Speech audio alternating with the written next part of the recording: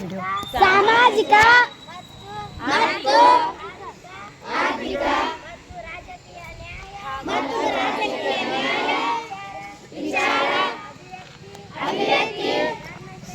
ಧರ್ಮಸಭೆ ಮತ್ತು ಉಪಾಸನಾ ಸ್ವಾತಂತ್ರ್ಯ ಸ್ಥಾನಮಾನ ಹಾಗೂ ಅವಕಾಶ ಸಮಾನತೆ ದಯವಂತೆ ಮಾಡಲು ಮತ್ತು ವ್ಯಕ್ತಿ ಗೌರವವನ್ನು ರಾಷ್ಟ್ರದ ಏಕತೆಯನ್ನು ಹಾಗೂ ಅಖಂಡತೆಯನ್ನು ಸುನಿಶ್ಚಿತಗೊಳಿಸಿ ಅವರಲ್ಲಿ ಭಾವನೆಯನ್ನು ವೃದ್ಧಿಗೊಳಿಸಲು ಶ್ರದ್ಧಾಪೂರ್ವಕ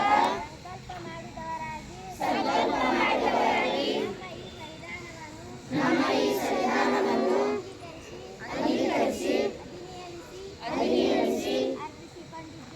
ಅರ್ಪಿಸಿಕೊಂಡಿದ್ದೇವೆ.